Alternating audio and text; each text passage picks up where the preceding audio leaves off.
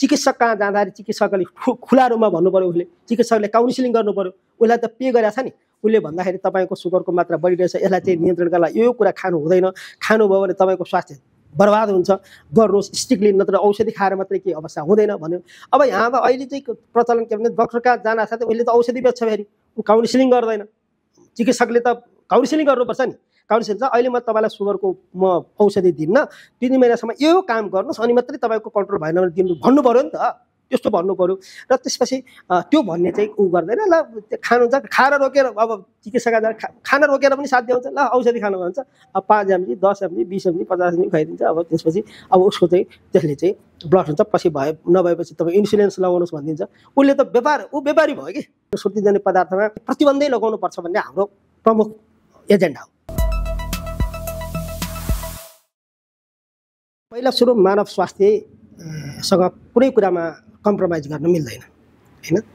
हामी सबै स्वस्थ जीवन प्राप्ति गर्ने हाम्रो अधिकार हो। त्यसैले गर्दा नेपालको संविधान 2072 मा स्वास्थ्य सम्बन्धी हकलाई चाहिँ मौलिक हकको रूपमा स्थापना गर्यो र उपभोक्ताको हकलाई पनि मौलिक हकको रूपमा स्थापित गर्यो। त्यसो हुँदाखेरि उपभोक्ताले हरेक प्रत्येक उपभोक्ताले स्वच्छपूर्वक बाँच्न पाउने उसको हक हो, हैन। त्यसो भएको हुनाले कुनै पनि वस्तु र सेवाको प्रयोगबाट उसको स्वास्थ्यमा प्रभाव गर्छ भने त्यस्ता वस्तुहरूको प्रयोग गर्न हुँदैन, त्यसलाई रोक लगाउनुपर्छ, त्यसलाई नियन्त्रण गर्नुपर्छ भन्ने कुरा उपभोक्ताको सरोकारको विषय हो। त्यसले गर्दा त्यसलाई संरक्षण गर्ने, त्यस्ता किसिमका उपभोक्ताको स्वास्थ्यलाई प्रतिकूल असर पर्ने वस्तु र सेवालाई चाहिँ सेवाको विरुद्धमा चाहिँ सरकार जिम्मेवार हुनुपर्ने, सरकारले नियमन गर्नुपर्ने, नियन्त्रण गर्नुपर्ने सरकारको दायित्व हो। त्यसो भएको हुनाले यो उपभोक्ताको सरोकारको विषय भएकोले हामीले सुर्तीजन्य पदार्थबाट उपभोक्तालाई, त्यसको सेवनकर्तालाई चाहिँ गम्भीर प्रभाव पर्छ। त्यसले केवल एउटा मात्रै के भने उद्योगी व्यवसायहरूलाई, त्यसको उत्पादकलाई मात्रै फाइदा गर्छ। त्यसले राज्यलाई अन्ततगतता जनताको स्वास्थ्यमा लगानी जो गर्नुपर्छ, उसले स्वास्थ्य सुधारका लागि लगानी गर्नुपर्छ, त्यो लगानी चाहिँ त्यो उत्पादक र उद्योगी व्यापारीहरूबाट प्राप्त भएको रेभिन्यूको तुलनामा नितान्त धेरै बढी लगानी गर्नुपर्ने अवस्था हुन्छ। र त्यसले गर्दाखेरि यसलाई चाहिँ नियन्त्रण गर्नुपर्छ भन्ने हाम्रो एउटा सरोकारको विषय हो। र अर्कोतर्फ चिनी तथा साल्ट एन्ड सुगर भन्छौँ हामी।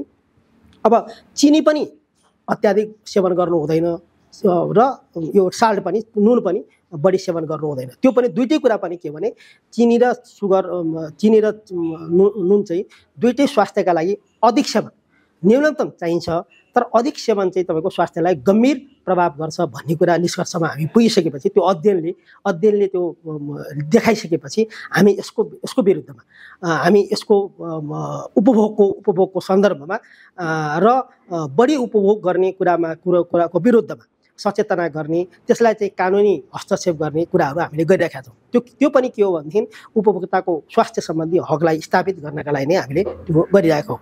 र अहिले अब पहिला चाहिँ झाडा पखाला लाग्ने यो सरुवा रोगहरूको त्यो चाहिँ अत्याधिक बढी थियो र जसले गर्दाखेरि हजारौँ मान्छेहरू मर्थे, हैन।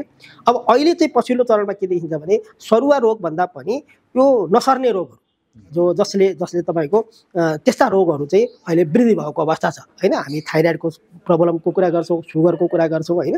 अनि त्यसपछि अरू त्यस्ता किसिमका रोगहरू चाहिँ हामीसँग नसर्ने रोगहरू अत्याधिक रूपमा बढ्दो अवस्थामा छ, हैन। हाम्रा मुटुहरू फेल भइरहेका छन्, कलेजोहरू फेल भएछ, हैन। अब त्यसले गर्दा हाम्रो फोक्सोहरूको समस्या सिर्जना भइरहेको छ, जसले गर्दा त्यसको मान्छे लामो समयसम्म चाहिँ यो रोगग्रस्त भएर मान्छे जीवन जिउनु पर्ने अवस्था छ। त्यसो गर्दा नसर्ने रोगको प्रमुख कारण भनेको पनि सुर्तीजन्य पदार्थको सेवन भयो, हैन। अब मदिराको सेवनको कुरा भयो, त्यसले साल्ट एन्ड सुगर भनौँ न, यस्ता यी चिनीजन्य पदार्थहरू बढी खाँदाखेरि र यो नुनजन्य पदार्थहरू बढी खाँदाखेरि, नुनको बढी उपभोग गर्दाखेरि यी रोगहरू चाहिँ बढेका हुनु भन्ने कुरा अध्ययनले देखाएको अवस्था हो। जस्तो फर एक्जाम्पलको कुरा भन्छ, नुन चाहिँ हाम्रो शरीरको लागि 15 MP भए मात्रै पुग्ने अवस्थामा हामी चाहिँ 50 को हाराहारीमा हाम्रो चाहिँ नेपालको आफ्नो मापदण्ड रहेको अवस्था छ, हैन। त्यसले गर्दा कस्तो हुन्छ भनेपछि अब अत्याधिक तपाईँको नुनको सेवन आयोडिनको बढी सेवन गर्दाखेरि नुनमा भएको आयोडिन अत्याधिक सेवन गर्दाखेरि थाइराइडको प्रबल रोग सिर्जना भयो भन्ने कुरा चाहिँ हामीले अहिले चाहिँ अध्ययनबाट त्यो देखायो। नेपाल सरकारले आफैले गरेको अध्ययनले पनि त्यो देखायो। त्यसले गर्दा हामीसँग भएको त्यो आयोडिनको मात्रा कम किन नगर्ने र आयोडिनको मात्रालाई चाहिँ मात्राको यो यो यो एउटा स्ट्यान्डर्डलाई कायम किन नगर्ने भन्ने प्रश्नमा चाहिँ हामी यसरी गएको हो। त्यसै गरेर सुगर भन्ने भन्छ हाम्रो शरीरमा त सबै वस्तुहरू खाँदाखेरि बन्ने त सुगर नै हो। फेरि सुगर बन्ने हो भने एडिसनल सुगर किन चाहियो? एडिसनल सुगर हामीले चाहिँ अत्याधिक खाइरहेको छौँ। कोक खान्छौँ, फेन्टा खान्छौँ, अरू कुराहरू खान्छौँ, बाहिरका कुराहरू हामी बढी खाइरहेका हुन्छौँ। त्यसले गर्दा के भने सुगरजन्य पदार्थहरू चाहिँ बढी खाँदाखेरि सुगरबाट चाहिँ बढी सुगर मधुमेहको रोगी चाहिँ प्रेसर सुगरको रोगीहरू चाहिँ अहिले वृद्धि भएको अवस्था हो। त्यसले गर्दा यसको पनि लिमिटेसन भनौँ, यसको प्रयोग पनि लिमिटेसनमा जानुपर्छ र यसलाई चाहिँ नियन्त्रण गर्नुपर्छ भन्ने कुरा सचेतना गर्ने र सरकारले पनि मापदण्ड निर्धारण गरेर चाहिँ त्यसलाई चाहिँ कार्यान्वयनमा ल्याउने हाम्रो मुख्य उद्देश्य हो। त्यसले गर्दा स्वास्थ्य सम्बन्धी हकलाई स्थापित गर्नको लागि उपभोक्ताले प्रयोग गर्ने उपभोक्तालाई दिइने कुराहरू चाहिँ उसको शरीरले थेग्नसम्म उसको स्वास्थ्यले थेग्नसम्म मात्रै दिनुपर्छ, उसले उपभोग गर्नुपर्छ र त्योभन्दा बढी गरिएको खण्डमा चाहिँ त्यो चाहिँ एक प्रकारले आफ्नै स्वास्थ्यमाथि खेलवाड हो र अन्ततगत्ता चाहिँ के भने मानव यो नागरिकको स्वास्थ्यलाई चाहिँ प्रवर्धन गर्नुपर्ने जिम्मेवार चाहिँ सरकारकै भएको हुनाले सरकारले चाहिँ बढी जिम्मेवार भएर यसलाई चाहिँ कानुनी रूपमा र नियमनको रूपमा चाहिँ नियन्त्रणको रूपमा चाहिँ सरकार चाहिँ भूमिका प्रभावकारी हुनुपर्छ भन्ने कुरा हाम्रो। अब यो सुर्तीजन्य र मदिराजन्य पदार्थहरू त स्वास्थ्यको लागि हानिकारक हुन्छ भन्ने एक हदसम्म उपभोक्तामा चेतना छ। अब यो त खानु हुँदैन है भन्ने, सेवन गर्नु हुँदैन है भन्ने। तर चिनीजन्य जस्तो तपाईँले भन्नुभयो कोक, फेन्टा लगायतका यी पेय पदार्थहरू जुन चाहिँ बढी चिनी प्रयोग गरिएको हुन्छ, तिनीहरू चाहिँ मदिराको ठाउँमा त्यो खाने चलन छ नि त, होइन? पेट अगाउन्जेल खाने चलन हुन्छ, किनकि यसले असर गर्दैन भन्ने उपभोक्ताहरूको त्यस्तो किसिमको चेतना छ। त्यसमा चाहिँ त्यो कसरी उपभोक्ताहरूलाई चेतना दिन सकिन्छ तपाईँहरूको तहबाट? होइन, हामीले त त्यही कुरा भनिरहेका छौँ। तपाईँले खाने चिनीको मात्रा चाहिँ हरेक कुरामा चिनी हाल्ने। हामी चिया कति कप चिया खान्छौँ भन्नुहोस् न, दिनको कति कप चिया खान्छौँ भन्दाखेरि हामीलाई एक चम्चा चिनी भएर शरीरलाई पुग्ने ठाउँमा कतिपय चिनी नै फेरि उमेर अनुसार हुन्छ। अब पहाडमा हिँड्ने, अब हिमालमा हिँड्नेहरूलाई अलिकता क्यालोरी शक्ति अलिक बढी चाहिएला, अर्को होला पसिना पानीबाट जाला, त्यो चाहिँ एउटा हुनसक्छ। तर सामान्य हामी घरमा बसेर चाहिँ चिया चाहिँ 10 कप खाइराखेका हुन्छौँ अनि त्यसपछि कोक फेन्टा खाइराखेका हुन्छौँ भनेपछि कोक भनेको त के हुन्छ? कोकमा भएको मात्रा के हुन्छ? त्यसमा पानी हुन्छ अनि त्यसपछि फ्लेभर हुन्छ र चिनी हुन्छ, होइन? त्यति त हो। फ्लेभर हुन्छ, फ्लेभरले गन्ध रङहरू दिन्छ, कलर राख्छ उसले। त्यसले गर्दा त्यो पानी हुन्छ, त्यो बाहेक त अरू केही तत्त्व त्यहाँभित्र केही छैन। त्यसको बोतलको पैसा हो फेरि, त्यो बाहेक त केही छैन। त्यसैले चिनी वारवार चाहिँ चिनी खाएका छौँ नि त हामीले, त्यो होइन? चिनी खाएको छौँ। अब भात खाँदाखेरि पनि चिनी बन्छ, रोटी खाँदा पनि चिनी बन्छ, अरू कुनै कुरा खानुहुन्छ भने त्यो चिनी नै बन्छ फेरि। र शरीरलाई चाहिने चिनीको मात्रा कति हो त? त्यो बढी चिनी हुनासाथै त्यो चिनी चाहिँ स्टोरेज भएर शरीरमा बस्छ। त्यो चिनी स्टोरेज हुँदाखेरि के भन्छ भने स्टोरेज हुँदै जाँदाखेरि के भन्छ सुगरको रोगीहरूको रोग चाहिँ वृद्धि हुँदै जान्छ। भने त्यसो अवस्था भएको हुनाले हामीले के भन्छौँ भने तिमीले खाँदाखेरि ठिक छ, तिमीले कोक नै खान्छौ भनेपछि कोक चाहिँ कति खान्छौ त? कति खान्छौ? अब निरन्तर रूपमा एउटा मान्छेले लगातार 20 वर्षसम्म कोक नै सेवन गरेर बस्यो भनेदेखि क्यान्सर 100% हुन्छ भन्छ। र क्यान्सर रोगको लागि चाहिँ एउटा नियन्त्रणको लागि चिनीको मात्रा घटाउनु नै पहिलो शर्त हो भन्छ।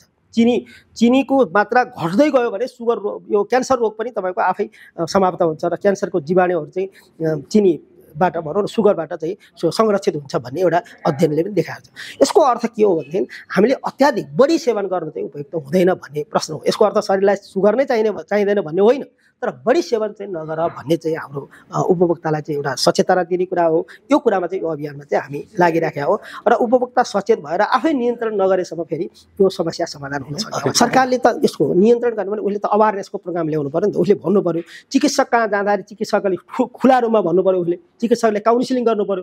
उसलाई त पे गरेको छ नि, उसले भन्दाखेरि तपाईँको सुगरको मात्रा बढिरहेछ, यसलाई चाहिँ नियन्त्रणका लागि यो कुरा खानु हुँदैन, खानुभयो भने तपाईँको स्वास्थ्य बर्बाद हुन्छ, गर्नुहोस् स्ट्रिक्टली, नत्र औषधि खाएर मात्रै के अवस्था हुँदैन भन्यो।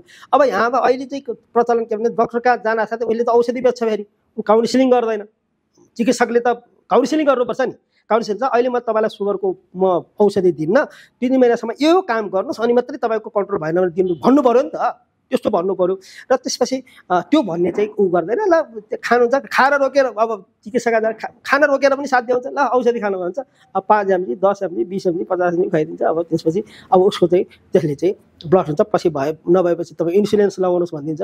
उसले त व्यापारी भयो कि। त्यसले गर्दा पनि चिकित्सकले पनि के भने उसको काउन्सिलिङ पार्टहरू चाहिँ महत्त्वपूर्ण पार्ट हुन्छ र त्यसो गर्न सक्यो भने उनीहरूले आफ्नो दायित्व निर्वाह गर्नु पर्यो। त्यसको पनि एउटा मापदण्ड, एउटा प्रिस्क्रिप्सनको पनि एउटा त्यस्तो प्रकारको चिकित्सकलाई पनि नियन्त्रण गर्ने र प्रिस्क्रिप्सनको यो कार्यविधि के हुनसक्छ उनीहरूको त्यसलाई पनि एउटा नियन्त्रण गर्ने हो भने। अर्कोतर्फ राज्यले लगानी के गर्नुपर्छ, अवेरनेस प्रोग्रामहरूमा चाहिँ बढी लगानी गर्नु पर्यो र उसले चाहिँ सचेतनाका कार्यक्रम गर्नु पर्यो, रेडियो एफएममा दिनु पर्यो, पत्र पत्रिकामा दिनु पर्यो, अब घर दैलो कार्यक्रमहरू गर्नु पर्यो। र त्यस्ता कुरामा चाहिँ उपभोक्ता संस्थाहरू चाहिँ यसमा सक्रिय भएर हामी लागिरहेका छौँ। सरकारसँग सँगसँगै काम गरेर सँगसँगै अगाडि बढ्न सकिन्छ र उपभोक्तालाई पनि कहिलेकाहीँ टिकरिङ गर्नुपर्ने अवस्था पनि हुनसक्छ। भनेपछि त्यस्तो अवस्थामा चाहिँ मोटोपन बढी हुन्छ भनेपछि मोटोपन र पातलोपनको अवस्था के छ, अब भनौँ न हेल्थको कुरामा चाहिँ उसको स्वास्थ्य कस्तो छ भन्ने कुरा चाहिँ उनीहरूले चाहिँ नियमित रूपमा परीक्षण गर्ने र आफूलाई चाहिँ एउटा चाहिँ एउटा हामी कहाँ चाहिँ के छ भने संस्कृति के छ भने अब पसले भन्ने भुँडी ठुलो देखाउने जो चलन छ त्यो यसो हेर्दाखेरि पनि त्यस्तालाई चाहिँ हामी सम्मान गर्ने होइन कि तिमी अब डेन्जर जोनमा गयो, तिमी खराबमा गयो, तिमी त स्लिम पो बन्नुपर्छ, अलिकति स्वस्थ पो बन्नुपर्छ, यस्तो तरिकाले यत्रो भुँडी लागेर तिमीलाई हुन्छ, यति यो अवस्था भएर हुन्छ, हामीले भन्नु पर्यो। मोटो बढी हुन्छ। कयौँ परिवारहरू चाहिँ तपाईँको दुब्लोपन छ, जसले चाहिँ कुपोषण भएको छ, जसले चाहिँ खानै नपाएको सङ्ख्या छ, ती सङ्ख्याहरूलाई चाहिँ तिमीलाई अझै सुगरको मात्रा पुगेको छैन, तिमीलाई चिल्लो पदार्थको मात्रा पुगेको छैन, तिमीलाई चाहिँ आयोडिनको मात्रा पुगेको छैन, जसले आयोडिन कम हुनाको कारण छ गलगाडहरू लाग्ने अवस्था, त्यो आयोडिन त पछि थपेको कुरा हो। त्यस्तो अवस्थामा त्यस्ता ठाउँहरूमा चाहिँ तिमीले खानुपर्छ भनेर पनि सचेतना गर्नु पर्यो। त्यसले गर्दा बढी खानेहरूको समस्या अलि बढी भयो र त्यसले गर्दा खानुपर्छ भनेर पहिला हामीले सोच्यौँ होइन। आयोडिन पनि बढी खानुपर्छ भनेर सरकारले चाहिँ एडेड गर्यो। अहिले तपाईँको कर्णाली प्रदेशहरूमा जहाँ चाहिँ आयोडिनको मात्रा कम हुन्छ सरकारले सब्सिडीमा तपाईँको दिन्छ, 7-8 रुपियाँमा चाहिँ तपाईँको प्रति केजी दिन्छ। हामी यहाँ किन्दाखेरि 20-30 रुपियाँ पर्छ। भनेपछि त्यहाँ सरकारले जुन ठाउँमा चाहिँ तपाईँको खानु नै पाएको अवस्था छैन, आयोडिनको मात्रै छैन, त्यो ठाउँमा गर्छन्। र जहाँ चाहिँ तपाईँको जस्तै अब आयोडिनहरू त हामी फेरि उता तपाईँको अलिकता मासु खाने समुद्र तहमा बस्ने अलिकता तराईतिर बस्ने माछाहरू प्रशस्त हुने त्यस्तो ठाउँमा चाहिँ अनि आयोडिनहरू अरू बाट पनि प्राप्त हुनसक्छ। त्यसले गर्दा यो सबै कुराहरू डाइट हामीले खाएर मात्रै होइन कि हामीले खाइरहेको खानेकुराहरूको कति स्वस्थ छ, कति मात्रामा खानुपर्छ, कसरी खानुपर्छ भन्ने पनि सन्तुलन कसरी गर्नुपर्छ भन्ने कुरा पनि महत्त्वपूर्ण भएको हुनाले यो हाम्रो सरकारको विषय हो। उपभोक्ता स्वच्छ भएपछि देश बलियो हुन्छ। अब देशका नागरिक बलिया हुन्छन्, नागरिकहरू बलिया र सक्षम स्वच्छ नागरिक भएपछि देश समृद्ध हुन्छ भन्ने नै हाम्रो चाहना हो नि त। त्यसले गर्दा चाहिँ हाम्रो भनेको नीतिगत रूपमा पनि सुधारका लागि प्रहर गर्ने र यतातिर तपाईँको नागरिकलाई पनि सचेतनाका मार्फतद्वारा चाहिँ उनीहरूलाई चाहिँ सचेत बनाउने, जागरुक बनाउने कुराहरू हामी दुईटै कुरा सँगसँगै लान्छौँ। सुर्तीजन्य पदार्थमा प्रतिबन्धै लगाउनुपर्छ भन्ने हाम्रो प्रमुख एजेन्डा हो। यस्ता नियन्त्रण भनेको निषेध गर्नुपर्छ भन्यो। अब निषेध गर्नका लागि चाहिँ के भने विभिन्न हडल्सहरू छन्, किनभने व्यवसायहरूले आफ्नो व्यवसाय ध्वस्त हुने, अब लगानीहरू डुब्ने, अर्को कुराहरू यिनीहरू यसरी आएको छ। सरकारले त्यसको लगानीलाई कम्पनसेसन दिन सक्ने अवस्था पनि छैन। अब दिन सकेपछि त्यो पनि राम्रो, उसको कम्पनसेसन दिएर सरकारले त्यसलाई चाहिँ त्यसको उद्योगहरूलाई सबैलाई तपाईँको मन्त्रालय बनाउन सक्छ, कार्यालय अरूको उद्योगहरू खोल्न सक्छ भनौँ न, अब औषधि उद्योगहरू खोल्न सक्छ, अरू कुरै गर्न सक्थ्यो सरकार बलिएपछि। हाम्रो जस्तो मुलुकमा चाहिँ सरकार त्यत्रो बलियो अवस्था छैन र सरकारको फेरि प्राथमिकता पनि छैन। सरकारमा रहनेहरूले त्यत्रो चेतना पनि छैन उनीहरूलाई त्यो छैन। उनीहरूले यसो हेर्छ यहाँबाट आउँछ भन्छ, गएको देख्दैन, आउँछ भन्ने मात्रै देख्छ कि। त्यसो भएको हुनाले सरकारमा रहनेहरू पनि त्यत्तिकै जागर हुनु जरुरी छ। र तपाईँले अघि नै भनिसक्नु 45 अर्ब चाहिँ हामीलाई चाहिँ अब उतातिर चाहिँ खर्च भइरहेछ, लस भइरहेछ।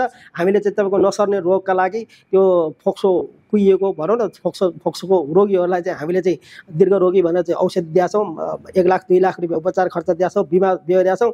अब पैसा त्यो देखिन्छ 45 अरब गएको देखिन्छ, यताबाट रिभेन्यूबाट 28 अरब आउँछ भने त यो त घाटाको व्यापार भनौँ। जनतामाथि खेलवाड, स्वास्थ्यमा खेलवाड, घाटाको राज्यको राजस्वमा घाटा।